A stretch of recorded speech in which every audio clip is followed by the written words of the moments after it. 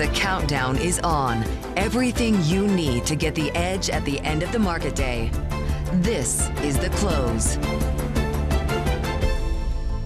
A make or break week for AI, or, well, maybe for those inflation bets too. Live from Studio 2 here at Bloomberg headquarters in New York, I'm Romaine Bostick. And I'm Katie Greifeld. We're kicking off to the closing bell here in the U.S. with just an hour to go.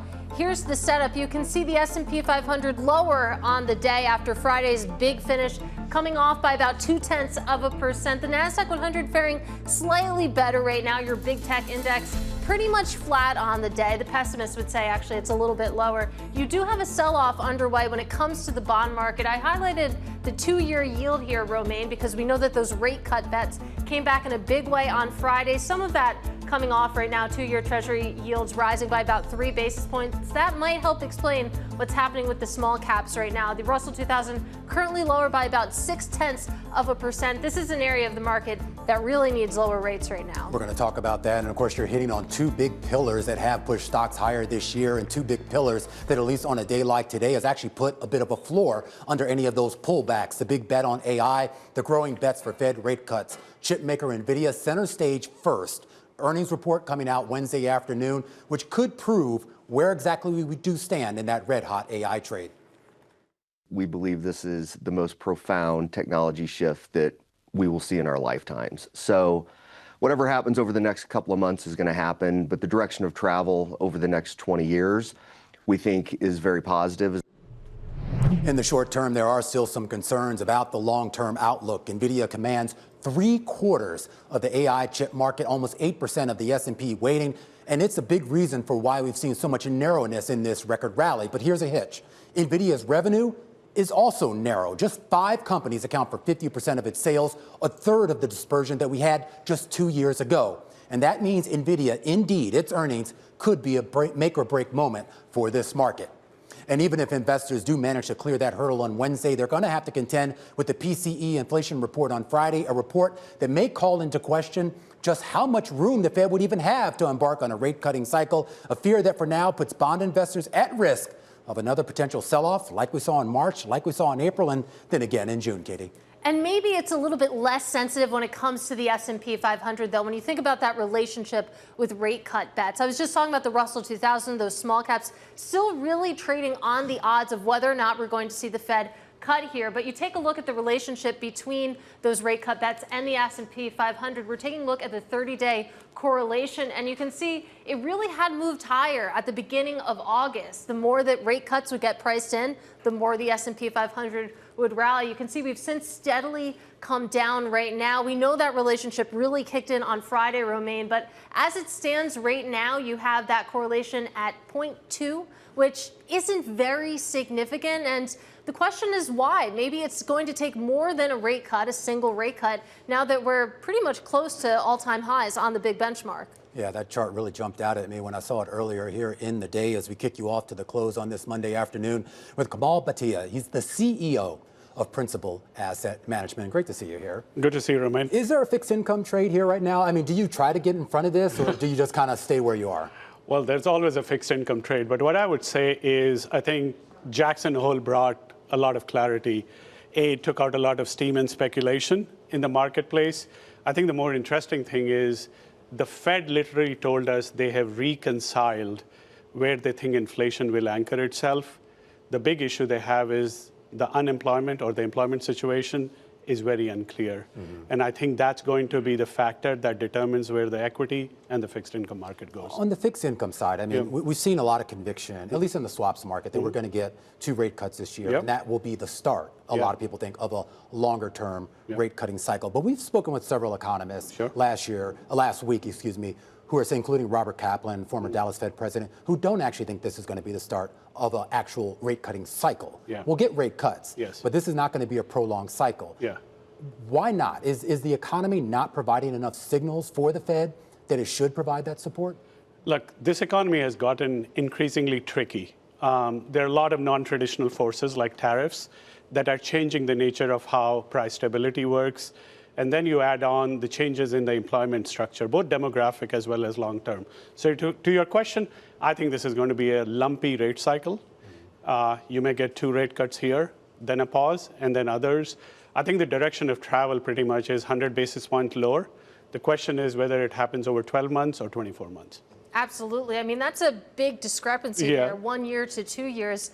What would be the biggest difference? Let's say it's 2 years. What behaves differently versus if we saw those 100 basis points over the next 12 months or so? Well, if it is 1 year, I think there is an upside to the equity market. If it's 2 years, I would say it's a different direction of travel. The natural question for investors right now is, do you diversify beyond equities? And I would say the fixed income markets, at least if you look at the spread market, it has been priced for perfection. So the risk is really credit risk. We know the direction of interest rate travel. We know where duration is going to end up being. The real play for fixed income investors is credit and how credit behaves if there is a situation on the employment front and the economy slows down. That is ultimately the play for fixed income. Well, when it comes to fixed income, I mean, what is the profile of the role that fixed income plays? Because, I mean, you think about fixed income, specifically treasuries, as a hedge, it's been really unreliable. So when you are talking about fixed income here, are you talking as, a return-generating asset class or truly as a portfolio hedge? Look, I think you hit it on the head. The treasury as a diversifier has become less, the behavior has become less expected. And so I think there is a natural search for newer diversifiers. Talk about private asset classes has picked up in vogue again. I think there is a bigger discussion around crypto these days. So I think the investment landscape is looking for non-traditional diversifiers because treasuries are not playing that role anymore. Well, maybe you could expand on that. When I started, when I came out of college and I looked at my portfolio, it was basically two things. It was U.S. stocks, maybe international stocks, and then treasuries, bonds of some sort. You mentioned crypto, which has now become much more of a portfolio asset, but private assets too, which have always been a portfolio asset, but primarily for the ultra wealthy. Correct. We're seeing this quote unquote democratization of that. You are responsible for hundreds of billions of dollars of other people's money. Do they want more exposure to private assets? Absolutely. Look, we manage over $750 billion, Romain, and we work with over 1,100 institutions around the globe. They've always wanted private assets. In fact, I would tell you, a lot of these institutions are probably more over-allocated to private asset compared to public asset. We also work with, just in US itself, 13 million 401k participants, over 35,000 employers. I think this topic has become important to them. The retail investors are looking for that. So yes, I think that is a topic of vogue these days. On the retail side, though, how informed do you think investors are going to be? It's one thing for a wealthy person to come in and say, I want this. But when you have retail investors who are dealing with 401ks or target date funds, things that they're not necessarily looking at on a day-to-day, week-to-week basis, are they going to know that this stuff is in there? Are they going to have a say? Well, I think what they need first is two things. They need a lot of education. I don't think so it's right to provide access to something without understanding the risks and education. And what is going to happen is, and we are at the center of this, is the amount of education and engagement you're going to have on private assets is only going to grow over time, but it isn't there today. So I think that's probably going to be the first chapter of that conversation. The second chapter is when you really think about retail or even retirement, these are markets where the sponsors and the regulators want to pay a lot of attention to liquidity and fees. And I think that needs a lot of work. It isn't clear how you manage liquidity with these assets in that situation. And I think the fee profiles will have to come down over time for them to be palatable to those broad swath of investors. Will Principal be one of those people that tries to put downward pressure on that? Well, that is our role, is to provide access to our retirement investors around the world, and we certainly will be focused on that. All right, Kamal, we'll have to leave it there. Always great to have you here in studio. Kamal Bhatia is the CEO of Principal Asset Management, kicking us off to the close here on a Monday afternoon with a closer look at the AI trade, the AI boom, and of course, the earnings that we shall not speak its name. We're going to get an interesting perspective out of Natasha, Sarin, the president and co-founder of the Yale Budget Lab, and exactly what impact AI has had on the economy. Plus, the U.S. Open in full swing. A conversation with Belinda Oakley, the CEO of Sodexo Live North America, the company that oversees food and beverage operations at events from the Super Bowl to the Paris Olympics. Well, move over tennis. I just found out there's another sport that's sweeping the nation. Wang Boich is going to be joining us. He's the founder and CEO of Reserve Padel. If you haven't heard of it, you definitely want to tune in for this. The full court press to expand the sport across the U.S. All that and more coming up in a bit, right here on The Close on Bloomberg.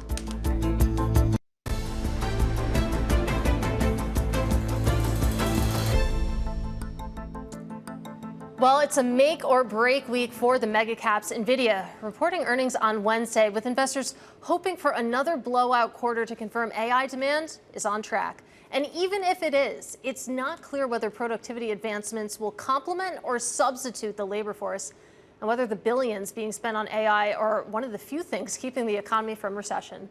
Let's bring in Natasha Sarin. She is president and co-founder of the Yale Budget Lab. Natasha, great to have you with us. I sometimes joke that Nvidia is more important than the Fed, but maybe it's not a joke. When you think about all of the capex, all of the money being spent on AI percolating in the economy, put that into context, how important that is at this juncture. It's immensely important. You know, you've had some economists say versions of, like, we're in an AI-X recession. And what they mean by that, I think it's kind of a misnomer in some sense, because it's not really the case that we would know how capital was being used if it wasn't being deployed in this way for these massive power centers and this massive changing force in our economy.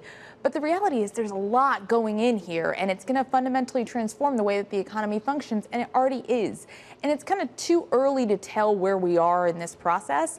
But what we do know is this is kind of transformational change, and there's a lot of money being put into efforts to try and understand how the technology can be best used and deployed. And I think it's going to be a hugely important trend to follow. Something I wonder about, though, is that when it comes to these big tech companies, these AI companies, it feels like they spend money in a circle. Romain mentioned at the top of the show that 50% of Nvidia's sales come from just 5 companies. So, I mean, how widespread is the theoretical benefit coming from this spend? You know, if you spend time around many of the people who are at the frontiers of artificial intelligence, what they'll tell you is that in some sense we're at the beginnings of the computer revolution, or the industrial revolution even, with the ways in which this type of technology is going to be used so broadly across every sector and so transformationally with respect to how the labor market functions. Right now, we're kind of in early innings with respect to understanding the extent to which all of this money is actually chasing exactly that type of transformation, or the extent to which maybe there's some frothiness in this market and it's kind of the same companies and the same resources being deployed in a particular way. And there are going to be some winners and there are going to be some losers of that. It's just, in some sense, as an economist, as we're watching all of these trends, it feels a little bit early to try to make any sort of predictions about what I'm likely to expect and anticipate. And as a professor who's trying to teach students about what they should be doing in the labor market going forward, it's kind of a challenging moment. And it's challenging, too, because, I mean, when you try to find parallels with sort of past big sort of technological improvements, whether it's dot-com boom, internet boom, or even going back to the computer age in the 50s and 60s, there was a lot of job creation, but there was also a lot of job loss. It's more about what the balance is, and I know you can't really predict that, but do you see evidence, at least now, that this could be a net beneficiary for the labor market and for the economy? And that's such a good question, Romain. It's kind of at the foundation of the questions that we're all asking ourselves, like, are we talking about complements or are we talking about substitutes? Are we talking about changing the way that first-year associates are lawyers, or are we talking about fewer first-year associates working in legal markets? And right now, I think there's a really interesting fundamental data question that my colleagues and I at Budget Lab are really interested in, which is we have some great data from companies like Anthropic and OpenAI with respect to how exposed certain occupations are to artificial intelligence. But we don't even really have the capacity right now to map that exposure onto actual employment records to see, is there displacement that's happening in the labor market as it stands? And so actually it's a question we're really interested in being able to answer. But the second piece of it is that I think that fundamentally, in a lot of these occupations where we're talking about the knowledge economy and there's a ton of exposure, you have to wonder, isn't there space to do more types of work? Aren't there certain types of legal services or certain sectors that are underserved presently where the presence of AI and its ability to sort of allow us to do even more work is actually going to mean more access and more services for those who need it? Well, that's what I'm curious too. How close do you pay attention to productivity? I feel like that was a hot thing, I don't know, 30 years ago, and then everyone just stopped caring. And I guess because maybe they felt that the data really wasn't reflective of what was going on. Does that change with AI? Do we need to start paying more attention to that? Well, we economists pay a fair bit of attention to productivity, and something that's pretty important for us all to understand is that a bunch of what the Congressional Budget Office thinks with respect to broad economic growth, so GDP growth over the course of the next decade, is coming on the heels of expectations about labor force growth that comes from immigration. And we're now watching over the course of the first few months of this administration, a lot of those tailwinds with immigration kind of slowing down. And so those productivity levers are also slowing down in the economy. So the question, I guess, is is AI in some sense going to be a supplement that's going to allow for that type of productivity growth the way in the late 90s we saw a boom from computerization that can counteract some of those trends in immigration and also the broad aging of the economy? And Natasha, we don't have a lot of time left, but I do want to talk about the labor market and labor market data collection outside of just AI. I mean, taking politics out of the equation, we know that there's been a lot of focus on the BLS. There's been a lot of focus on the very big revisions that we've been getting to the monthly jobs figures. And one of the points that keeps coming up is that it's just harder to get people to respond to the surveys. And I would love to hear your perspective on whether that's just inevitable. So I think it's not, but one thing I want to do for your viewers is to try to put some of those revisions into context. The idea is that we send out these surveys in relatively short order and we ask people to report about employment trends. And even a really massive sounding downward revision, 248,000 jobs adjusted downward over the course of a few month period, in context of actual payrolls, is something like 0.15% of overall employment. So it's pretty small, actually, even a big revision. And it's what you would expect because as more data comes in, we have a more accurate reflection in real time of what the economic picture actually looks like. And so I think there's a ton of scope for us to spend energy thinking about how to up survey responses, how to use artificial intelligence in new ways to improve data collection. But something we should deeply appreciate is the U.S. is the sort of gold standard with respect to government data. It's really important we don't break that. And a lot of what you're seeing with respect to the politicization of the agency and frankly defunding the BLS, its budget is down 20% and it's lost a ton of its headcount. It's actually going in the wrong direction, not the right one. All right, well said. I have to leave it there. Natasha Sarin, president and co-founder of the Yale Budget Lab. Stick with us. This is Bloomberg.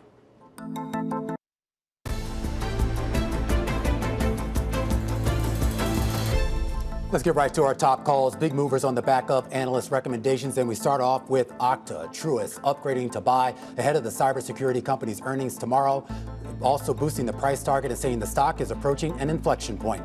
Nevertheless, the share is down 0.5%. Next up, Alaska Airlines, Raymond James lifting to outperform with the expectation for the shares to take off towards the firm's new $70 price target. Those shares up for a second straight day. And finally, American Eagle Outfitters, Bank of America turning bearish, downgrading the stock to underperform, saying the negative impacts from tariffs, that outweighs any positive vibes from Sydney Sweeney.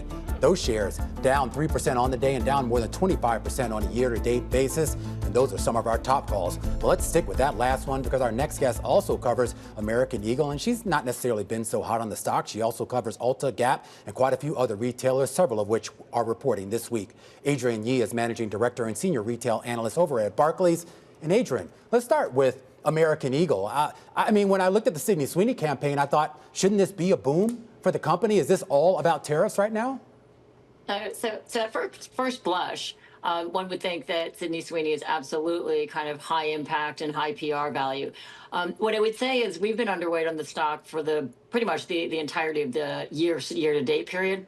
And it's really not so much about, excuse me, about the current pace of business. The company's been having some issues with inventory, making some bad merchandising decisions, and everything that we've seen in the marketplace since July, right, since the campaign came on, is that the denim category, of which is about 40% of AE brand sales, is under tremendous pressure from promotional activity already.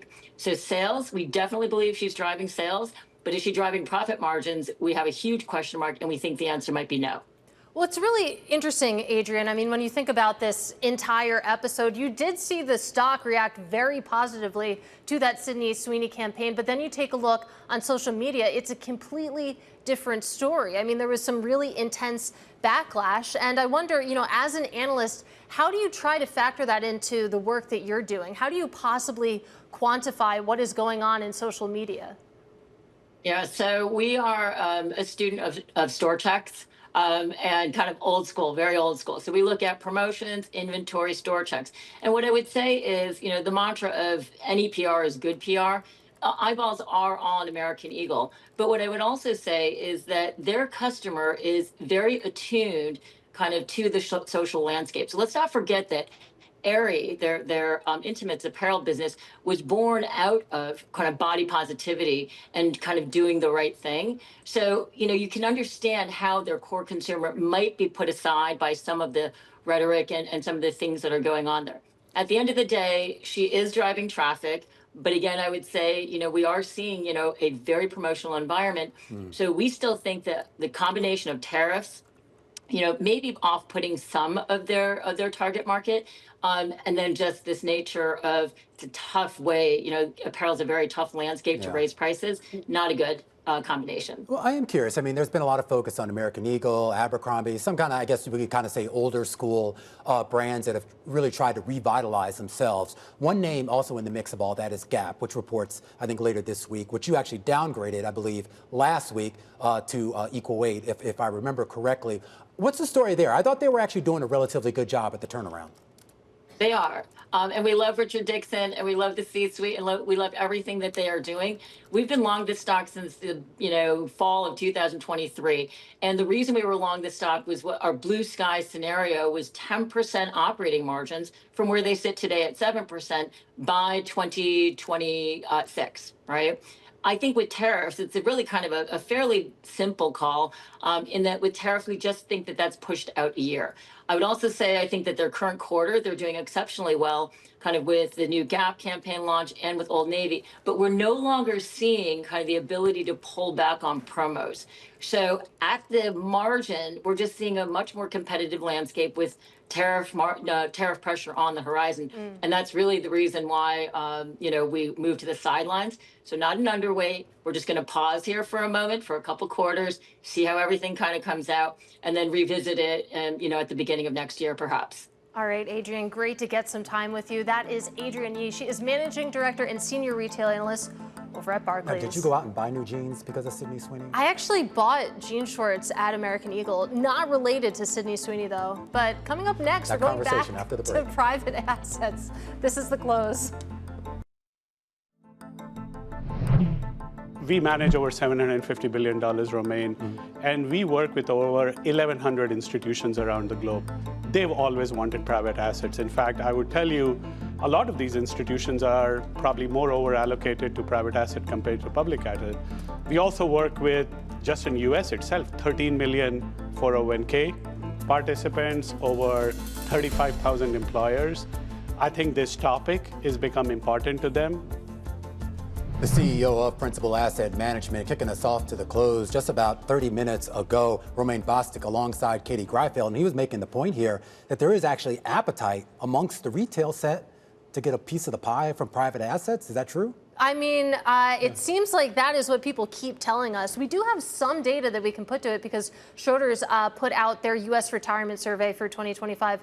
45% of investors that participate in retirement plans said that they would invest in private equity and private debt, which is almost half, if my math is correct. That's almost half. That actually seemed a little high to me because maybe this is just me prejudging, but I always felt like a lot of the retail set don't even really know about these assets or have any real familiarity. But maybe I'm wrong. Maybe their data says otherwise. Well, to that point, 12% of the surveyed participants said that they were very knowledgeable about private assets. Yeah, we should have them on the show. But actually, joining us right now, I'm pleased to say, we have Deb Boyden. She is head of defined contribution over at Schroders. And Deb, it's great to have you with us. So let's start with the headline number there. 45% of your answerers say that they would like to participate in private equity, private debt in their portfolios. That's up from 36% last year, Deb. That is an enormous jump. It is, and there's just a lot of news and education around private assets, not only to DC investors, but wealth investors as well as of late. And this data actually came from before the executive order that President Trump had recently issued. And I think these numbers would jump even higher if we could look at the data after that order. Interesting, Deb. And you have to wonder, I mean, how much of people's retirement portfolios are we talking about? Because, I mean, if you're talking about less than 10%, sure, why not? But, I mean, what kind of magnitude of investment do you think that these people had in mind? It sounds to us as about 10 to 20% of their investments they'd be interested in investing in private assets. And that can change over a period of time. And I want to point out that it's important in the way that we implement private assets and defined contribution plans, and that we will likely see them in a structure such as a multi-asset product. So where the professional management of that allocation is really done for the individuals. So they're not choosing themselves which private assets to invest in and how much and at what time to change that allocation. That's likely going to be done through professional management. Well, I do have two questions on that front, Deb. Obviously, a lot of this is going to have to come through the investment advisory channel. And I do wonder how up to speed those folks are, at least in the here and now, on not only their own knowledge, but more importantly, being able to articulate that knowledge, the potential reward, but also the potential risk of getting into these assets to their clients. There's a lot of education being done around private assets and defined contribution right now. So the private asset firms themselves are spending a lot of time on communication and education. Broadly, industry associations are doing the same, whether it's through webinars or papers. Many mechanisms of education and content is coming for the consultants, for the individuals themselves, for the fiduciaries of these plans. It's really important, and the industry recognizes that. When we talk about the level of knowledgeability, so for example, in your survey, I am curious as to what that kind of entails, because when we think traditionally about retirement plans, as a retail investor, you really have two things to worry about. You know, what stocks or what exposures to stocks do I want, and maybe what sort of duration am I willing to take when it comes to the fixed income side. There's a complexity to some of these private assets where you're not only dealing with return dynamics, but also, of course, duration and liquidity dynamics that are much different than what we've had in the past. That's right. There are certain challenges to private assets and defined contribution plans, such as you pointed out. So things we want to consider are liquidity, transparency, cost, but we want to look at them on the whole. We want to look at each individual challenge, but also look at it in the context of the net risk-adjusted returns and the diversification benefits that private assets really can bring to the individuals in a 401k plan. And just to give some details on this study, so your researchers interviewed 1,500 U.S. investors aged 29 to 79, so big range there, including 602 that currently participate in a workplace retirement plan. This survey was held March 25th to April 17th. So to your point, that was before President Trump's executive order. And were you able to glean any reason why investors do want access? Because some pushback you often hear is that you take a look at returns in the public market, they're on par with what you can get in the private market, but with a lot more transparency, Deb. Again, it goes back to diversification and looking at those net risk-adjusted returns. And that is important to take a look at. And the reason why I think people are taking a second look at this is we've seen private assets within the traditional pension plans being used for many, many years, and the benefits to that, right? So we want to ensure that the investors in the 401k plans have that access as well and get the benefits that one could see from private assets that we have seen in the pension market. It's also interesting to me that the study, it was about private assets as a whole. It didn't necessarily break apart, at least from I can tell, private equity to private credit. And I know that, one of the things that you asked about was about knowledge of private assets. I have to imagine, though, that private equity has been much more socialized to the investable universe than private credit, for example.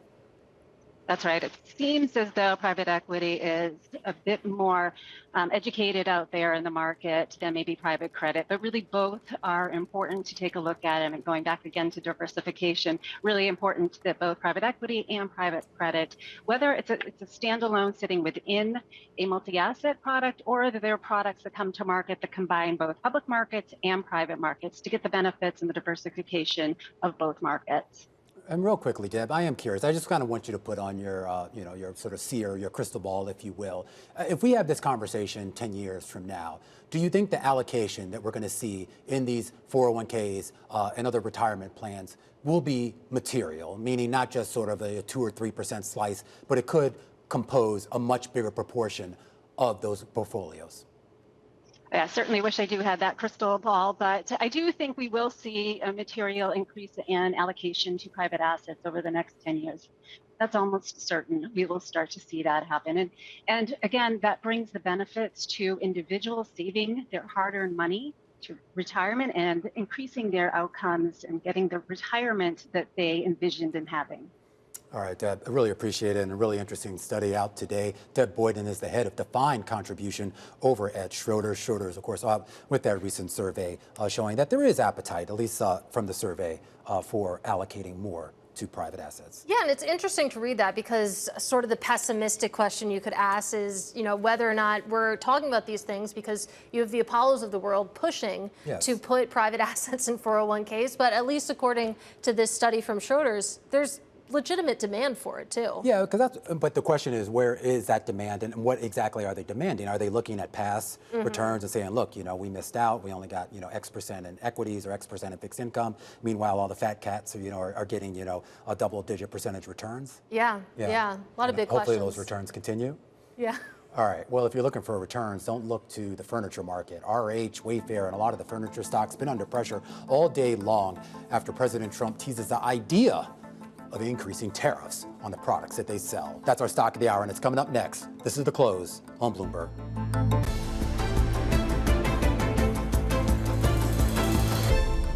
Time now for our stock of the hour, and taking a closer look at the furniture retailer RH. This after President Trump announced a major investigation on furniture coming into the U.S. Lindsay Dutch covers this space for us over at Bloomberg Intelligence. We should point out several other stocks in this space are down. And I know we kind of teased about this on Friday. I already thought that this industry was already facing relatively high tariffs. Yes, that's right. I think this new announcement just injects another level of uncertainty for these home furnishing retailers like an RH, a Williams-Sonoma, our house. They're already battling the country reciprocal tariffs, coming up with plans to mitigate those costs. And this is now a new level. We don't have all the details yet. It might take us 50 days to find out what that new rate might be on furniture. Yeah, certainly searching for some clarity here. But you do write in a report today, Lindsay, that these home furnishing retailers, they might actually be able to shift sourcing for 2026. So it seems like they would be able to mitigate some of this pressure. Yeah, so I do think that this is more of a next year problem because I think that most of the inventory for fiscal second half is already in place. It's already in the U.S. in a warehouse or in a store. These companies are ready to sell for that pivotal holiday selling season. And so they do have some time to come up with a plan to continue to shift their sourcing, their supply chain, for that 2026 year. And they were already making progress this year. So RH is highly exposed, to this higher tariff. They only got about 10% of their cost of goods sold in 2024 made in the U.S. It would be a huge lift for them to increase that number, but they were already targeting about 50% of their upholstered furniture, in 2025 being made in North Carolina. So progress was already going to be made this year, and I think that they, do have some time with inventory in place to make plans for next year. I am curious about the pricing power, and assuming that they can't sort of get out from under the tariffs, that they can pass them on to the consumer. There's a big difference between an RH customer and a Wayfair customer. You go to Wayfair because you're looking to save money. If you're at RH, you clearly got money to burn if you look at the prices there. Do you look at RH and think that they still have pricing power, even given at the already elevated prices that they sell? Yes, so I do think, having a higher income customer, helps when you're looking to pass along price increases, and that is certainly happening in the industry in the second half. Like you said, RH does play to that higher end consumer. Demand, has been a little finicky and a little bit hard to predict, though, and I think that's why RH is especially vulnerable to these new pressures on cost. They have very high goals for this year. They're looking to increase sales double digits. They really need a strong rebound coming out of the back half to hit some of the goals that they've set. The demand doesn't seem like it's quite there, with interest rates still high and home sales still being a little bit soft. So while their customer might be able to absorb higher costs, that underlying demand push is not quite in the industry. All right, Lindsay, great to get some context with you. That is Lindsay Dutch of Bloomberg Intelligence. She also points out in her note, Romaine, that Williams-Sonoma exposure to U.S.-made goods is nearly double that of RH, so maybe a little bit better positioned there. Yeah. Well, coming up, we'll take it to the closing bell just a few minutes away. Steve Sonick from Interactive Brokers joins us up next. This is The Close on Bloomberg.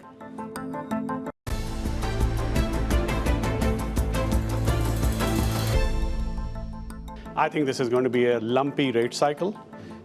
You may get 2 rate cuts here, then a pause, and then others. I think the direction of travel pretty much is 100 basis points lower. The question is whether it happens over 12 months or 24 months.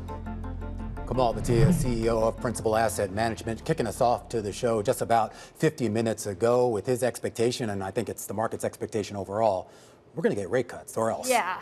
I mean, Jerome Powell said as much on Friday, not quite as strong, but certainly that was how the market reacted. A different reaction today. You can see the S&P 500 down about 0.3%. I will say on pretty uninspired volume. It is August 25th, but still the big benchmark moving lower. Did you go out for lunch? Did I go out There's for lunch? literally no one on the streets of New York City right nor now. as there should be. No, I'm glad. Everyone get out of here, except for those watching this show. Let's talk about tech really briefly. You do see a little bit more resilience in tech, but still the NASDAQ 100 down about 0.1%. We know that Nvidia is coming up on Wednesday. Don't worry, we will talk a lot more about that. The bond market selling off a little bit, and that is putting a dent in the small caps as well. Steve Sonick joins us right now, Chief Strategist at Interactive Brokers, to help us count you down to those closing bells, just about 9 minutes away. And we came out of last week, of course, with the big Jackson Hole speech by Jay Powell. We come into this week with a closer look at Nvidia.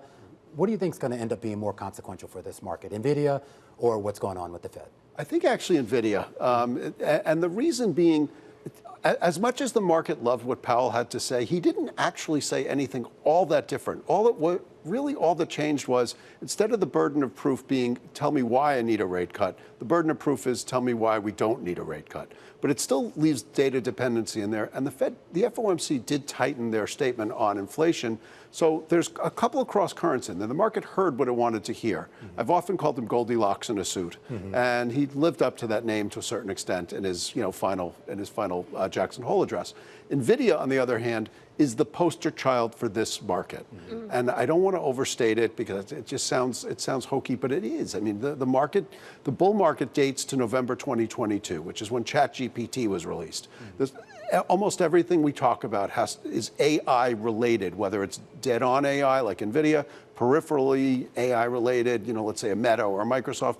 But there's a reason these stocks are all AI focused. And so if Nvidia tells us that people are starting to wonder if all this money they're spending on AI is not yielding the rewards that they're hoping, and maybe taking a little bit of breather and more about implementation rather than build out, that could have a really broader effect on the markets. We started off the show, and Katie has showed a chart about how low the correlations are right now between the equity market and basically the expectations for rate cuts. The idea that, I guess now that that's priced in, the market is kind of left to its own devices with a much more of a focus on corporate fundamentals, which you would think it would always be. But I do wonder, and I'm basically going to ask you the exact same question I asked you, but in a different way, and it's about disappointment. If for some reason Powell doesn't deliver, or Nvidia doesn't deliver, which one do you think would have the most negative reaction in markets? I think either could, and this is and that's I don't mean to dodge here, which we'll find out a lot on Friday. I think on Friday, that's core PCE comes out, and core PCE has been creeping higher each of the last 3 readings. It had a bit of a blip up, then went down, and it's been creeping back up and somewhat on services as well. Lost in the FOMC statement was this 2% target. And so that could be the sort of thing that makes the market decide, wait, maybe the Fed has room to pause. By the way, rate expectations when I looked earlier today were about 84% for a cut. They were 105% a week and a half ago. Fair. So we're all talking about how these rate cuts are so crucial to the market narrative, but we're actually not as high, we're not as built in as we were 2 weeks ago, call it. Yeah, no, it's a good reminder that we were talking about the possibility of a 50 basis point rate cut next month. That conversation has quietly gone to the wayside. But to talk a little bit more about the economic data, you point out in your notes that if there is a reason to not cut rates, it'll come in the form of core PCE coming on Friday. But you have the two sides of the Fed's mandate kind of in conflict right now. You have the inflation picture, then you have the labor market picture. Core PCE could upset things. What if we get a very, very strong August jobs report? That also upsets things, and that's kind of the issue. Is I think what the market took away was, and this was a huge question, is if the dual mandate aspects conflict, who wins out? Are they more inflation conscious, or are they more labor market conscious? He leaned toward labor market. Now, the theme of the Jackson Hole conference was about labor market, so that kind of probably should have tipped us all off in advance, but I wasn't quick enough to pick up on that. But what happened was basically that's this feeling. But if the labor market is strong, well, then you don't need the preemptive cuts, the preventative medicine, because what's it there for? So I can come up with a scenario, and I can't put enough odds on it, but you can come up with a scenario where core PCE is higher, CPI, et cetera, are higher, and the jobs market is strong enough that maybe the inflation, maybe the labor market is okay and doesn't need a cut. Well, that changes the narrative of things, doesn't it? It certainly does, and it would be interesting to see the president's reaction there. But Steve, we're talking about all these different cross currents blowing away in the market. Is the options market showing any concern about any of this? Because I take a look at the VIX trading with a 14 handle. That doesn't seem that stressed out. Nope. Yeah. Remember, I always like to caution that VIX is not a fear gauge. It does play one on TV from time to time, but it's not a fear gauge. It is the market's best estimate of volatility over the coming 30 days. Here's the part that really gets me: is there's actually a VIX 9D, a 9-day version of VIX, which basically uses options with, call it two weeks till expiration, 9 days average. And that's actually trading lower than VIX itself. So it's telling us that with this whole discussion we had about all the things that can cause volatility in the next 2 weeks, market is like, no big deal. Just real quickly, only about a minute left. How concerned are you right now about tariffs? And I guess more broadly, just about the policies coming out of the White House, or at least the rhetoric, I should say, coming out of the White House? It's interesting. I mean, obviously the tariffs are basically less than 3 weeks old. I was actually, as on my way here, I was talking with one of your print reporters, and he said, what are you hearing about tariffs before earnings? I'm like, it's still early. We don't really know yet. And some of the other policies, seem a bit scattershot, but I think the market is of the mindset that that Washington right now is market friendly, and I think again the burden of proof is until it's proven not to be market friendly. That's the way that stock investors are taking it. Steve Sonick, Chief Strategist over at Interactive Brokers, helping us count you down to the closing bells. Right across the screen for the major indices here in the U.S. Biggest laggard, Dow Transports, down 1.8%. Not a screen that I had up, but certainly we know it seems to be a little bit of a sell-off following that really enthusiastic Friday that we had. Yeah, we're going to have a full breakdown of all of today's market action, how it links back to what we learned on Friday, and more importantly, how it links to the big events later in this week. A full breakdown starts right now with our global simulcast.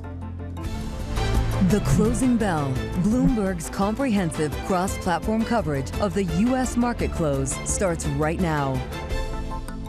And right now, we are 2 minutes away from the end of the trading day. Romaine Bostick here with Katie Greifeld, taking you through to that closing bell with a global simulcast. It starts now. Tim Stenovic in the radio booth. Carol Master, for some reason, has the week off once again. Nora Melinda doing the best to fill her shoes. Welcome to our audiences across all of our Bloomberg platforms, including our partnership with YouTube. Right across the screen, a big flip, Tim, from what we saw on Friday. where you had the majority of the stocks in the green today, the majority in the red. Yeah, it was a relief rally based on what we heard from Jay Powell in Jackson Hole. The exuberance is maybe a little bit gone. I don't know. Everybody's just waiting to hear what Nvidia says on Wednesday, because no question that sets the tone for the week. Of course, when we look at everything that came out of the commentary from Jay Powell last week, that's really what we're thinking about this week. But of course, we have Nvidia on Wednesday. That's what a lot of traders are really looking forward to. But as we really just think about the broader economy, of course, we know that that September rate cut is all but priced in, at least by traders here. But the question really is, what is the cadence after that? Are we going to see cuts into the end of the year, into 2026? Or is it going to be a bit more of a dovish situation here? I hear what you're saying, but Steve Sonick just reminded Romaine and I that we're taking a look at 84% odds or so of a September rate cut. We were talking about above 100%. We were talking about a 50 basis point rate cut just a couple of weeks ago, and that feels like a long time ago. And I'm glad he pointed that out, too, because even when you look out to the next few meetings, that sort of 100% conviction you saw for 2 rate cuts this year and a continuation of that cycle into 2026, certainly a lot of people on the fence right now about whether that is actually the case. Right across the screen here on your major indices in New York as we get the closing bells, the Dow Jones Industrial Average leading the charge lower, down about 0.8%, a drop of more than 300 points. We should point out that Dow Transport's also falling about 300 points, or about 1.8%. The S&P 500 on Friday, you had about 400 stocks in that index rise on Friday. About 400 fell today. That pushes the index down 28 points, or 0.4%. The Nasdaq Composite down 0.2%, and the Russell 2000 closing out the day lower by about 1% on the nose. I think Romaine just took my line. That's okay, Romaine. 101 stocks did move higher in the S&P 500. He probably practiced for that. 400 stocks declined. You know, I want to tell you guys, I heard from Carol today. Oh, what'd she say? She's doing great. Does she think I'm doing great? She's having a great vacation. Okay. Yeah, so I just want to let you know. Thanks for rubbing that in. Sure. All right. There are signs of life, okay? That's All right, good. Yeah. 400 stocks did decline. 100 stocks did move higher in the S&P 500. All right, let's take a look at the sector breakdown here. Not a lot of green on the circle. The circle mostly red today, and you can see tech looks particularly angry. That is a big decliner here. What did do okay today? Communication services. We know that Alphabet had an okay day. You also had the energy sector managing to go a little bit green here, but definitely when it comes to the sector level, a lot of declines to choose from. Did you say the tech sector was angry? Yeah, look at it. It's dark red. It's screaming at me. If you're short the market, though, there's some very happy bears today if they still exist. You could be okay. Hey, I want to start with fertilizer stocks today. I did manage to find a few stocks in the green. Had to go outside of the U.S. for a couple of them, though. 1.8% to the upside for the Mosaic Company. We did see fertilizer stocks rise today after the USGS's draft of mineral commodities to be included in the 2025 list of critical minerals included potash. This according to a notice in the Federal Register. Minerals listed include aluminum, cobalt, copper, silicon, and more. Also, did you see the news earlier today? A lot of deal news today. We spoke with Leanna Baker from the deals team earlier. A merger Monday, a deals Monday, call it what you will. Some information about Puma coming out.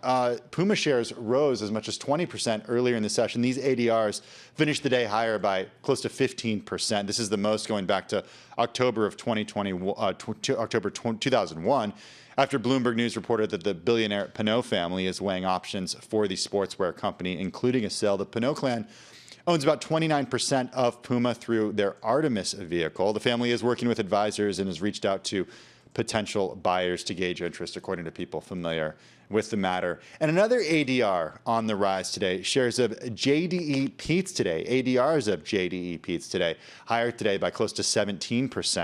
Keurig Dr. Pepper agreed to buy JDE Peets for about $18.4 billion to bolster its struggling coffee business. You may remember that there was this takeover of soda maker Dr. Pepper by Keurig back in 2018. This essentially undoes that transaction. I was about to ask you when they tied up. I mean, that wasn't that long ago. It wasn't that long ago. That was when the whole idea with JAB Holdings, which is controlled by that one German family, their idea was if we can control all the coffee at these different, various firms, including Pret. I think they had a big share of Krispy Kreme as well, Panera as well. Yeah. I mean, they were, but a lot has changed since then, including coffee prices have gone up, and there have been tariff concerns. So, there have been some issues. Well, interestingly, if we look at the other side of the coin, I've got some decliners for us to take a look at. And one of them is, of course, with the story that Tim has just been talking about here. Let's look at shares of Keurig Dr. Pepper. That's ticker KDP here. And this, we are seeing the stock that closed down about 11% in trading today. It was the worst performing stock in the S&P 500. And of course, we know this is after that deal that we were just talking about, $18.4 billion deal to buy JDE. It seems as though investors on the Keurig Dr. Pepper side, not too happy. Shares are down about 3% year to date. I also want to take a look at some furniture stocks. I mean, of course, we know tariff headlines continue to fly. And here, of course, we know that a lot of these furniture-related companies like RH, for instance, falling, Wayfair down, a lot of those other companies that are all related to the fact that Trump announced a major tariff investigation on furniture coming into the U.S. And this, of course, is weighing on a lot of those companies. Shares of RH down about 41%. Wayfair, on the other hand, up about 65%. Investors really just still trying to digest what's going on here and what that means for the sector moving forward. But another company let's look into right now, that is American Eagle.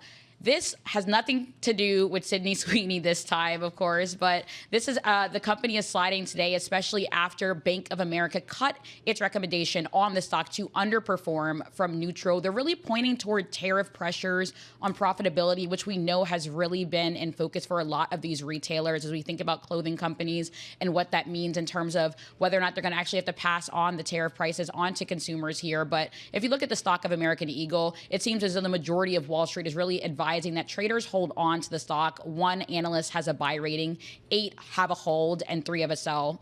Shares are down about 25% year to date. And I just want to put an honorable mention to FIG is the ticker, Figma. Of course, coming off that IPO, analyst coverage started today. You had 8 notes out today, and 7 of them were for neutral equivalent. So not a lot of bullishness on this stock. 7 holds right now and 3 buys. Let's take a quick check on yields right now because we did see some movement across the curve, primarily to the upside, which sort of belies what we saw last week coming off of Jay Powell's speech here. But a lot of this does have to do with a pretty heavy auction slate over the next few days. About $183 billion of treasuries slated to go on sale started tomorrow, 2, 5, and 7-year notes. And as Steve Sonick was telling us on the TV program, Katie, just a second ago, this, of course, that big PCE report on Friday that might be giving some bond investors pause. Yeah, absolutely. A lot to look forward to there. It's not all about Nvidia, you guys. Is it about Netflix too? I think that you're going to lead us there. Yeah, I'm gonna lead us there. So Netflix, of course, is known as this company that took analog DVDs and brought us into the streaming age with really inventing a category. Now they're kind of going analog again. They're out creating these Netflix houses, and it's exactly what it sounds like. It's 100,000 square feet. The company says it's a, quote, first of its kind, permanent year-round home for fans. It's free to enter. You can bring most popular shows to life. Stranger Things, Love is Blind, and yes, even Squid Game, which I don't really want to bring to life, but I don't know if I'd like that too much. I had to tap out of Squid Game. It was a little bit too violent for me. Did it make it to the next season? No. Life is too short. What I want to quibble with, actually, it says that Netflix House is opening in Philadelphia at King of Prussia on November 12th. King of Prussia isn't in Philly, is it? You're asking the wrong person. Yeah, it's in Pennsylvania. It's not in Philly. It's pretty far. I guess so. You're a stickler, so you won't be there. No. So how does this work? Is this like a Soho House where you have to be a member and it's just all the cool people, or do they just let anyone in? It's just based on the membership tier, Roman. Oh, okay. That's what it sounds like. But the old HD of not SD, it doesn't matter, Tim and I were earlier talking. This kind of reminds us a lot of Disney. I mean, I'm really interested to see how this all evolves, especially when you think about yourself. You watch these shows, and then now you're actually kind of immersed into the situation here. Really, I don't know. I don't know how I'd feel about that, especially as we think about Squid Games. But I think it could be a great opportunity for people to get some merch, of course, from their favorite shows. Well, we do have some breaking news out of South Korea, actually. This coming from the president. The president of the United States says on South Korea that we think we have a deal here. Of course, we know that they have been meeting President Trump and President Lee all day, and you can see the scenes in the Oval Office right now. Absolutely there. We are keeping an eye on that as the two leaders wrap up their meeting here. And of course, what exactly the trade relationship with the government here in the United States. And we should point out the relatively new government over there in South Korea looks like. Yeah, the big question, are the devil's in the details, as Carol always says when it comes to these trade deals. And also, I think we can expect a steady stream of international leaders continuing, making their way to the White House to try to negotiate better terms for their trading deals. That is going to do it for our cross-platform coverage of the market close on this Monday afternoon. We're going to be back tomorrow, same time, same place.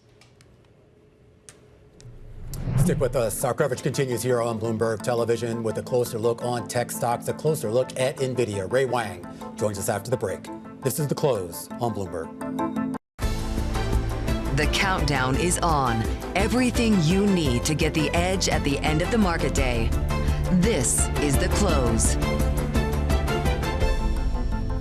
Welcome back to The Close. I'm Katie Greifeld. And I'm Romaine Bostic. Katie, I was out on Friday, so I missed the big rally that we had on the back of that Goldilocks speech by Jay Powell, a gain of about 1.5% on the S&P 500, giving back about 0.4% here on this day. Almost a complete flip-flop of where we were on Friday, where about 400 stocks in the S&P rallied. Today, about 400 of those stocks dropped. Not a really mass sell-off, and we should point out volume is light on what, for a lot of folks, is basically a holiday week. But you take a look at the NASDAQ 100, that's going to be a big focus this week, Katie Greifeld, with those earnings out of Nvidia. Absolutely. A lot to look forward to there. We'll get back to Nvidia in just a moment. Don't worry. Let's talk about some of the other movers today, though, because actually it was a pretty busy day under the surface as well. We start with CSX. This is a real company. There was a lot of M&A speculation about maybe Berkshire Hathaway coming in, but CNBC reporting that actually Warren Buffett isn't too interested. That was worth a 5% decline. We were also talking about it being an M&A Monday, certainly when it comes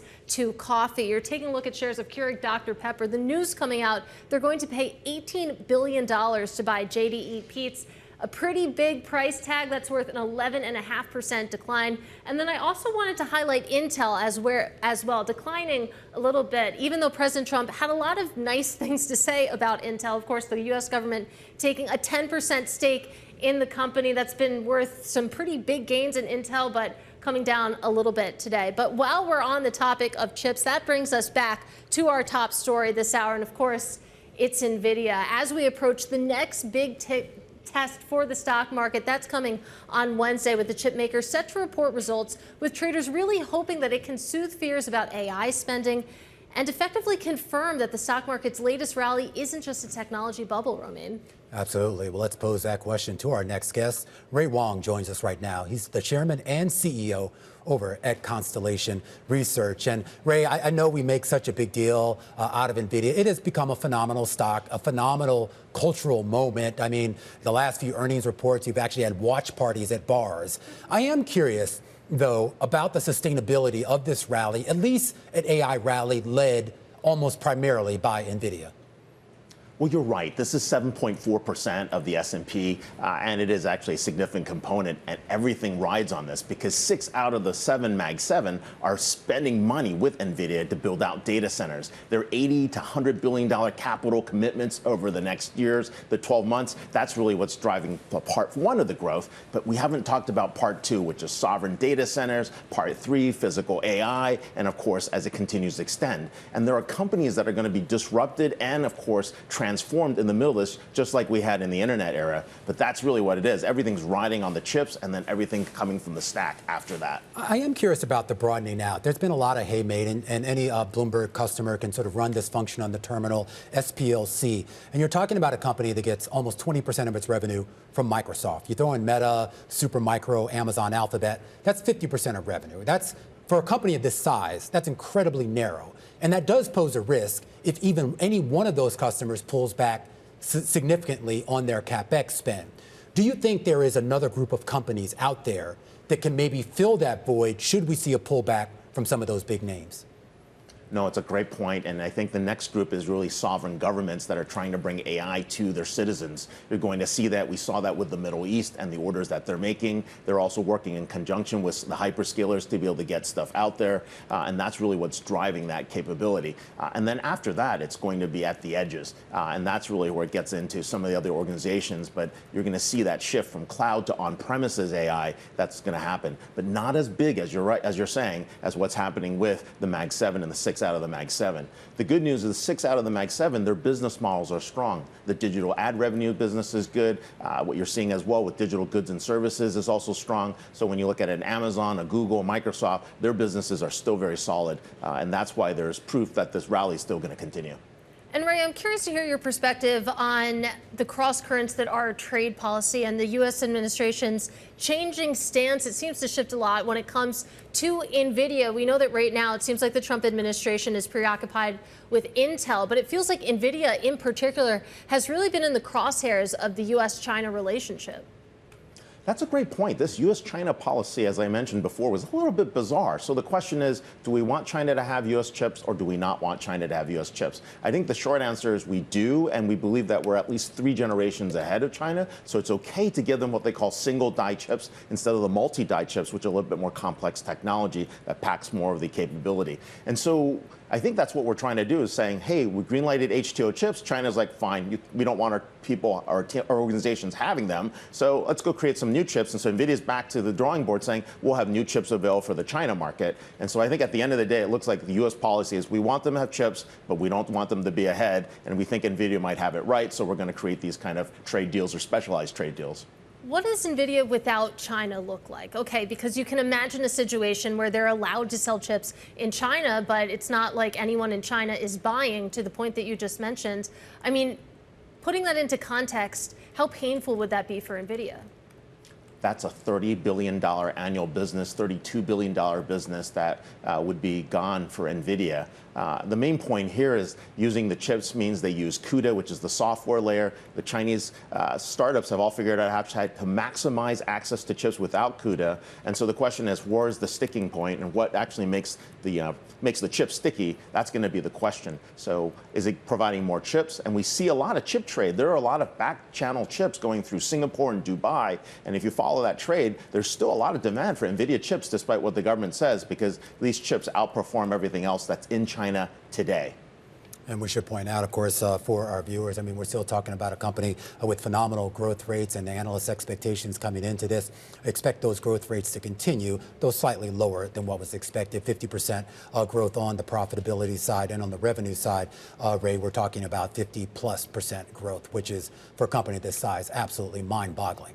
I do want to just move on a little bit from NVIDIA specifically and get your view on where we start to see the sort of more consumer-facing use cases for AI overall. I know we all are using chatbots in some shape or fashion, but when do we start seeing something a little bit more integrated in our homes, a little bit more integrated in our devices, maybe actually, you know, glasses or something separate? What do you expect? You're absolutely right, and you touched on the main point. Glasses are going to be the new form factor that's going to enable all the AI capabilities, from being able to remember someone's name and have the context, or remember when you last saw something, or the ability to actually take a picture of something and actually buy it on site. You're going to see those consumer examples, and I think that's going to happen when we see Meta, when the release of their next set of glasses, where they bring together Insta, Facebook, the rest of the glass empire, AR and VR together. That's where we'll see that big use case where we all want to see on the consumer side. But on the enterprise side, we're seeing it already. You're seeing 10-person companies that are worth 200 million in revenue, sorry, not billion, 200 million in revenue, like Cursor. You're seeing potentially a 100-person company that could take out existing software companies. We're seeing 1,000-person companies that are going to potentially take out the Accentures and the TCSs of the world. This is happening at that scale. So we haven't seen anything like this before. And I think you're going to see more and more of that as we actually progress throughout the year. Absolutely. Ray, great to get some time with you. That is Ray Wang. He is chairman and CEO over at Constellation Research. And coming up, all eyes on Washington following President Trump's meeting with the president of South Korea. We'll discuss the latest from the visit next. This is The Close on Bloomberg.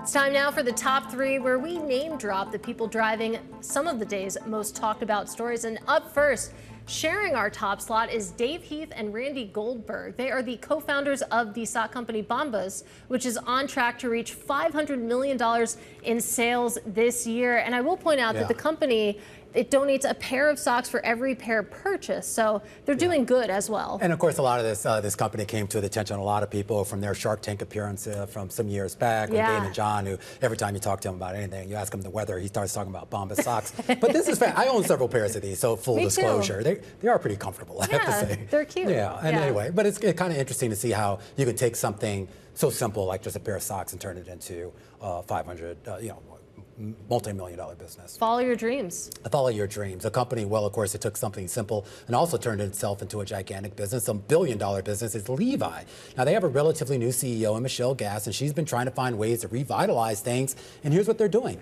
They're identifying blue-collar men in rural areas as the company's next big customer opportunity. Amazing. A big rollout here, including a partnership with Boot Barn, where they're going to offer all of their brand selection in that chain. They said right now they'd only been offering about 10% of their selection in Boot Barn. There you go. Yeah, they're looking to roll out functional staples for real cowboys. Now, not to be cheeky, but go ahead.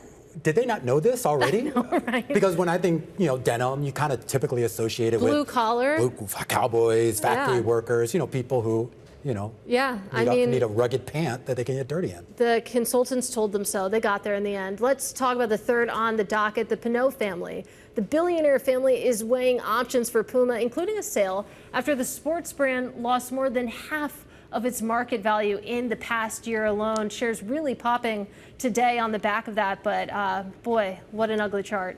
All right, one other person that we are keeping an eye on, Katie, right now is the President of the United States. The President actually had a chance to sit down with the President of South Korea earlier today. You see them speaking there. This was a few hours ago, but just a couple of minutes ago, the President came back into the Oval Office for another event, and he was asked about the progress of what's been going on with South Korea. Took a lot of folks by surprise. Skylar Woodhouse is down there on the White House lawn. She had a front row seat to that. What did we learn, Skylar? Yes, Romaine, it was a big day here at the White House with South Korea's president here visiting President Trump. And just moments ago, like you said, the president, President Trump, said that, he thinks they have a deal and thinks that South Korea will agree to that deal. Now, this all comes after from, earlier this month in July, South Korea and the U.S. agreed to South Korea agreed to invest in the U.S., which is essentially what President Trump is hoping to get out of all of these meetings he's doing with foreign leaders. And today we learned that South Korea would be investing about $150 billion into the U.S. Around shipbuilding. President Trump said that the U.S. would be, that South Korea would be building bridges here in the U.S. And so this is just sort of the next development in, President Trump sort of going after bringing manufacturing back to the U.S. And it's interesting. You think back to this morning, we had President Trump post on social media some pretty harsh words about the state of South Korea just hours ahead of this potential meeting. With the benefit of hindsight, could that be perceived basically as a negotiating tactic? Oh, absolutely. I think it's quite the norm from President Trump to sort of post something on social media ahead of a meeting he's doing or a phone call that he's having with other foreign leaders. So this was sort of not shocking to see from President Trump. It definitely brought maybe some tension, but during the meeting earlier today, the two appeared to have maybe eased those tensions a bit. But that is, sort of true Trump fashion to say something on social media ahead of a meeting. Hey, real quickly, we do know the South Korean president was scheduled to meet with leaders at the business roundtable. Some headlines already coming out of Reuters that he might actually be meeting with the CEO of Nvidia. Do we know anything about that, Skylar? I do not have anything to report at this moment, but from what we've seen with what's going on with Intel, I'm assuming that these meetings are going to be happening very frequently and very often. So you have to check back in to see what the latest is there.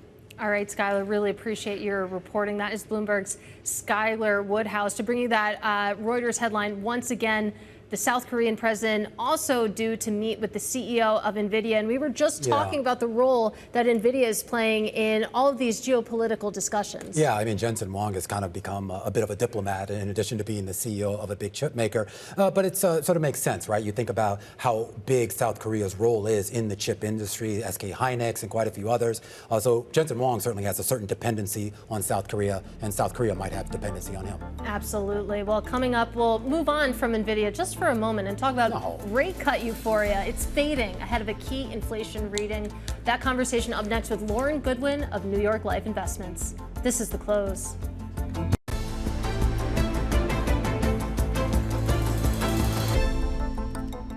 Well, Wall Street's Powell rally sputtering today as rate cut euphoria fades ahead of a key inflation reading on Friday. Our next guest expects the Fed to cut rates by 25 basis points at their next meeting, but warns, quote, "We're still doubtful that a September cut points to a prolonged interest rate cutting cycle." Joining us now is Lauren Goodwin. She is economist and chief market strategist over at New York Life Investments. She joins us now. So, Lauren, that's interesting that, okay, maybe we get what Wall Street has been betting on, and that's a September Fed cut. But the path beyond that, at least in your view, looks a little bit murky. Yeah, that's absolutely right. I think Chair Powell was much more dovish on Friday than I was expecting, and I want to be clear that that's a constructive backdrop for risk assets. A 25 basis point interest rate cut in September, which is now our base case. It's a lower cost of capital for those that are borrowing on the short end. It does make a difference. We think it will contribute to extending the cycle and the market rally. But when we look at the data that the Fed is using to make this decision and future decisions, we still don't see it pointing clearly to a consistent interest rate cutting cycle. Inflation risk is still present. It's coming from many directions. The labor market, though coming into better balance or even weakening, sees some potential upside risk related to labor supply, and financial conditions are really loose. And so, again, a cut in September is a constructive thing. We're positive about it. I want to be clear about that. It's just that what we get from there is a much more open picture. Well, Lauren, you touch on something that I always wonder about, and that's how much would a quarter point cut actually matter? And you point out there are some benefits there, but you think about what the White House in particular has been vocal about wanting: lower mortgage rates, lower federal borrowing costs. What do you need to see there? What magnitude are we talking about where it would actually make a difference in some of those areas?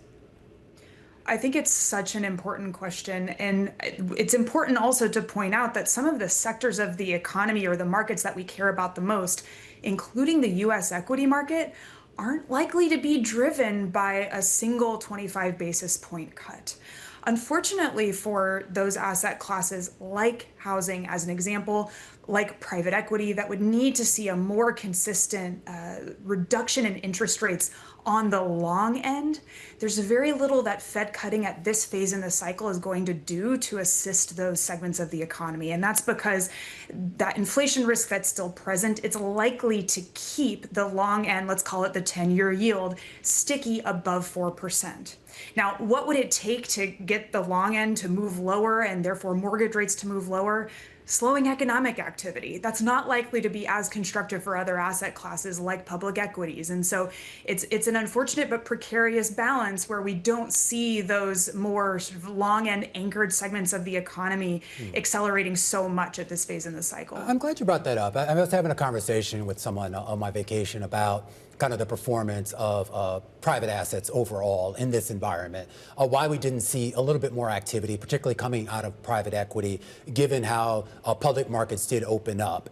And I do wonder that if this is kind of it, meaning that we've had this big rally, it's not saying we won't have future gains, but it won't necessarily be this euphoria, and we're going to have to deal with a potentially softer economy and a more complex economy.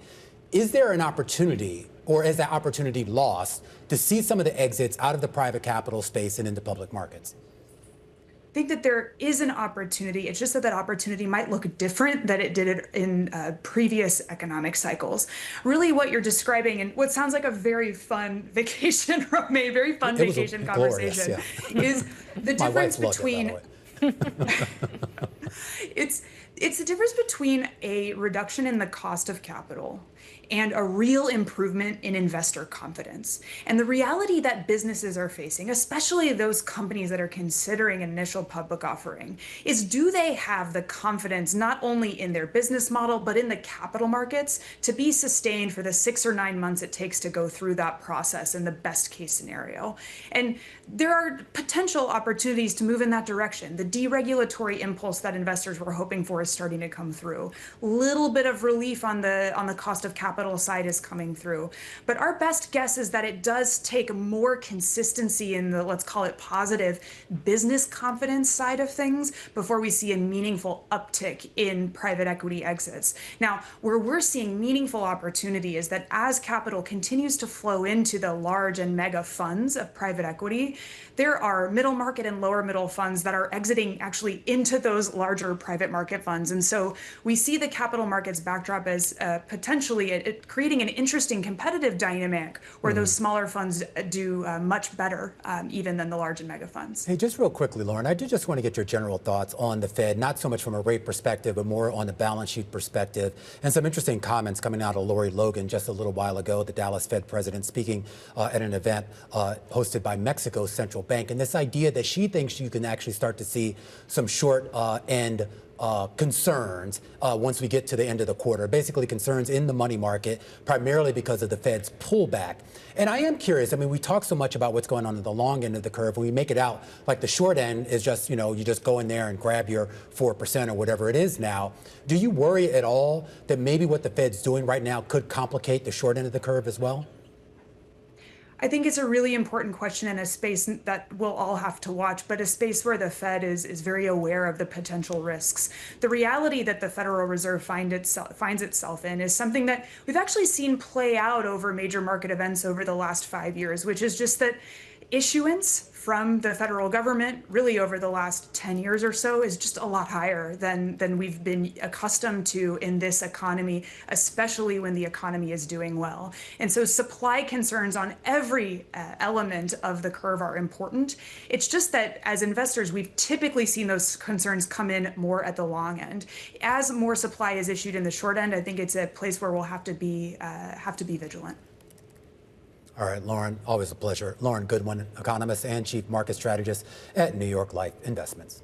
Meanwhile, let's take a look at how markets finished up on this Monday, the first trading day of the week. You can see the S&P 500 actually declining a bit into the close, finishing lower by about 0.4%, outpacing losses in the NASDAQ 100, down about 0.3%. I will say that we have a lot of risk events weighted towards the end of the week. This really feels like wait and see. Yeah, and we should point out volume about 20% below where it would normally be. Of course, this is end of August week. A lot of people have just decided I'm going to take off until after Labor Day. But you have Nvidia on Wednesday and the PCE report, which Steve Sonick talked a lot about, saying that actually might be a little bit more important. Yeah, absolutely. That could upset the apple cart with about an 84% chance of a September Fed rate cut priced in. But still, we'll have to see how the tenor of this week goes along with PCE right at the end of it.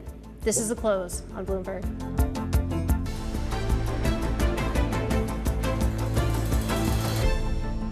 Well, here in New York, it is open season, the U.S. Open for all you tennis fans out there. Katie Greifeld, attendees and players alike are descending on the city for one of the tennis world's biggest events. And our next guest has a unique perspective on the huge undertaking for the hospitality providers that, of course, have to deal with all of the people like me. Belinda Oakley, she's the CEO of Sodexo Live North America, which oversees food and beverage operations in major venues, including big events such as the Paris Olympics. Belinda, great to have you here.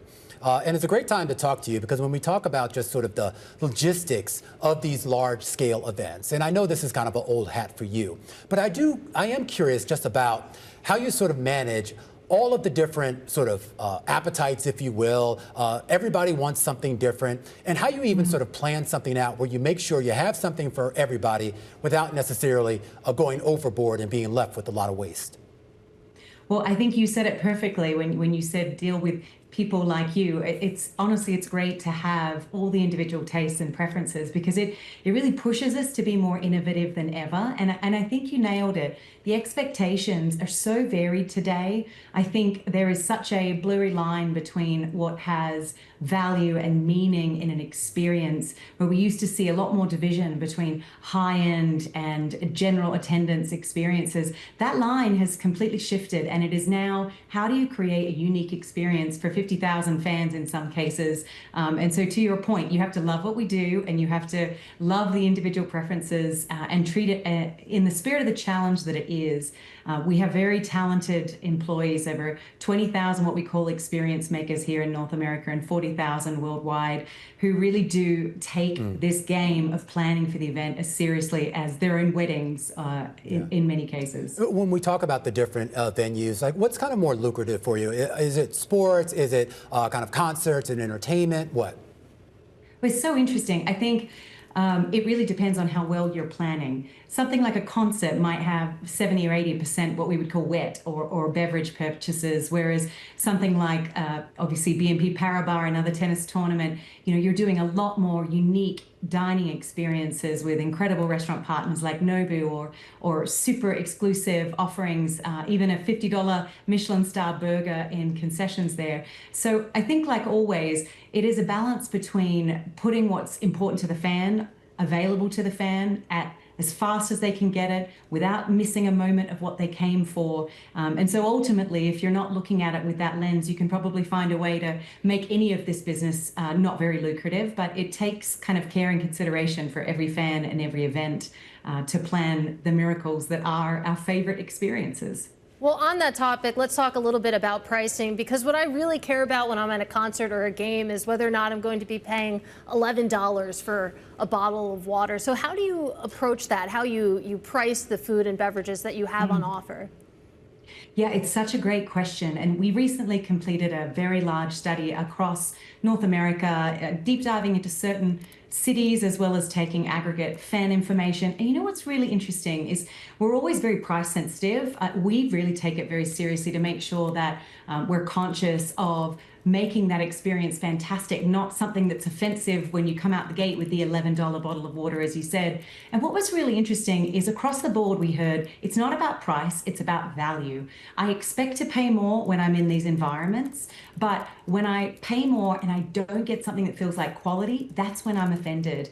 So for us, obviously in a dynamic environment, we're trying to use local supply as much as possible, shorten that supply chain. We're trying to optimize our purchasing value. We're trying to make sure, most importantly, that we're creating an experience that is worth paying for. And that can mean worth paying for with, the hot dog on the concourse all the way through to the beluga-topped caviar in one of the suites. So it's much less about price, is what we've heard, and much more about quality. Yeah, and offended is a good word there. But I want to seize on something that you said, and that is shortening the supply chain. I'd love to talk about that a little bit, because that has definitely been a mission across industries, and it sounds like it's also an urgent question in yours. Yeah, look, I think, again, these times are dynamic is the best word for it right now. And I think the fan expectation continues to change. It's absolutely true that our customers and our guests are probably frequenting venues less often, but when they come, they want it to feel like the best version of the experience that they splurge on. That sort of experience economy is not slowing anytime soon. And I think things like what's happening in supply chain disruption, whether it was in the pandemic or obviously most recently with tariffs, at the end of the day, it's aligning with what our customers and guests are asking for, which is help me feel the local market that I'm in when I'm there. When I'm in Seattle, I want to feel the Pacific Northwest, as an example. So it's a great challenge for us because we get to obviously lower our carbon footprint. We also get to leverage really incredible local purveyors. And most importantly, we need to make sure the fan really feels the place beneath their feet. That's what they came for. They came to feel New Orleans or Seattle or Chicago. And so our culinarians have a really fun time figuring that out. And in the meantime, we take care of our local communities while we're there and local partners. That's a good place to leave it. Belinda, great to get some time with you. That is Belinda Oakley. She is the CEO of Sodexo Live North America. And of course, with racket sports in the spotlight, let's turn our attention to an emerging phenomenon known as paddle. Our next guest has been central to its explosive growth that he says has fueled a 100% year-over-year boost to his business. Joining us live on set is Wang Boich. He is the founder and CEO of Reserve Padel. And Wayne, I actually made a decision there, but I want to get your take on pronunciation. Is it paddle or padel? I get asked that during every interview. It's usually the first question. Mm-hmm. And it's called paddle, but because of paddle tennis in the Northeast, a lot of people from the Northeast like to say padel. Yeah. And then a lot of the Spanish folks, which is where a lot of the sport is played, when they say it with a Spanish accent, you're not quite sure if it's paddle or padel. But we call it paddle. Okay, so paddle, we've at least established that. Let's talk about the explosive growth because we're well acquainted with tennis, of course. We're well acquainted with pickleball. It seems like paddle has been up and coming for a few years. How much of that is thanks to pickleball? People getting socialized to the idea of, okay, there's things you can do with a racket outside of just tennis. Sure, I get asked that a lot as well. I think paddle in the U.S. definitely owes somewhat of a thank you to pickle. It kind of came on a little bit earlier than paddle. And for myself, I feel just incredibly lucky because I grew up being a tennis player and it was a big part of my youth. And as I look back, it really formed me in what I am today.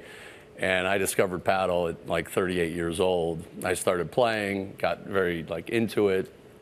And it was amazing, health, wellness, very active. Thought we got really good at the sport, myself and a few friends. We went to Spain to kind of see what it was like at the highest level. And we realized what an incredible sport it was on the pro level. And back then, there wasn't, it just wasn't very international yet. So we started bringing the pros back and doing exhibitions at our house.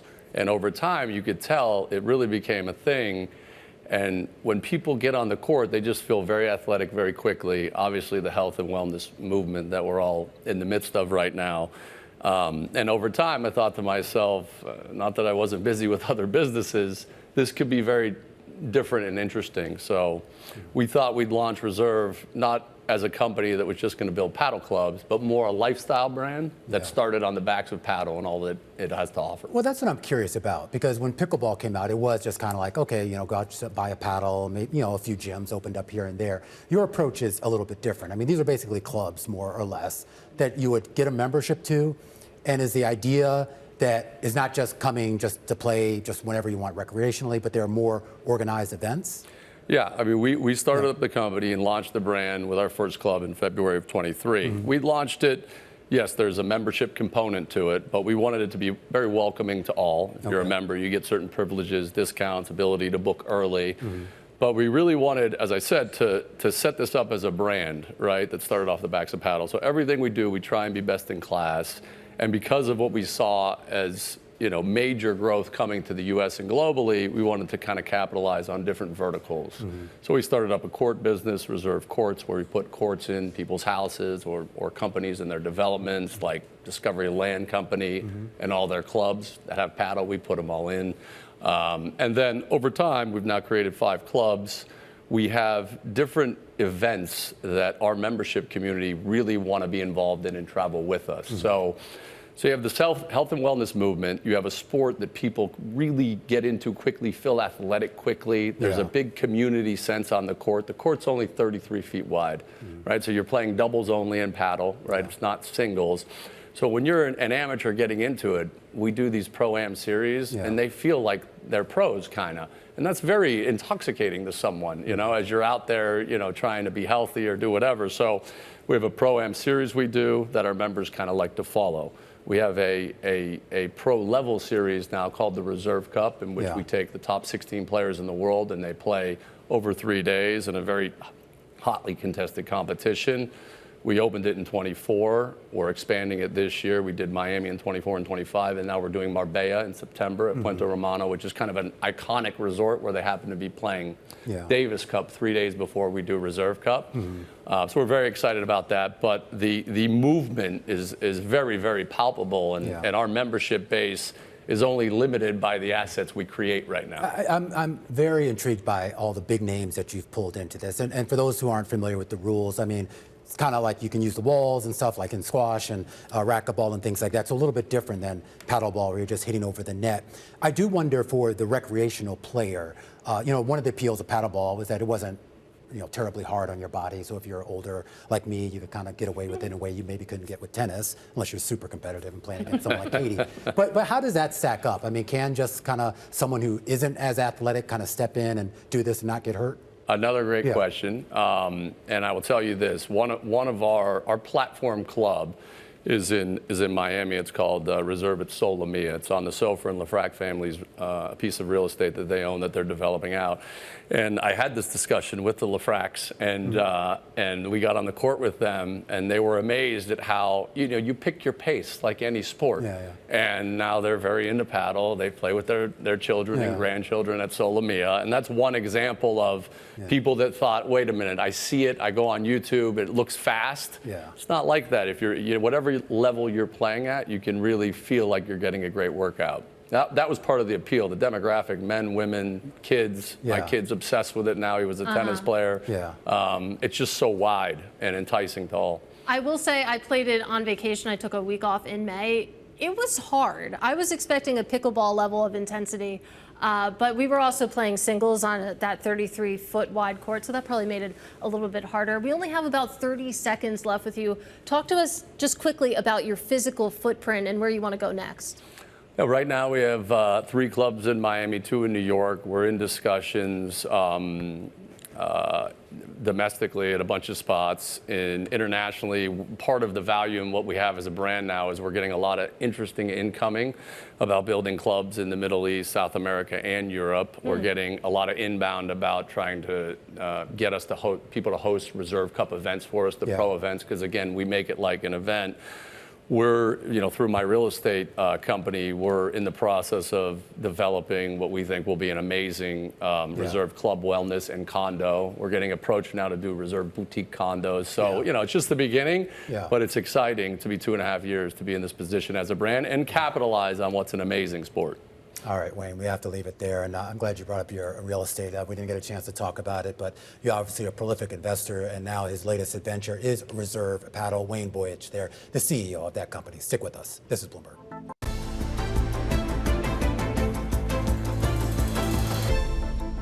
Here's what the markets are going to have their eyes on over the next 24 hours. Durable goods, conference board consumer confidence, as well as other economic data. What are you most interested in? I'm most interested in the earnings that we're going to get after the bell. PVH Corp, MongoDB, and Okta. Earnings season continues. Earnings season never ends, Katie Greifeld. And of course, we will have full coverage of that right here on The Close.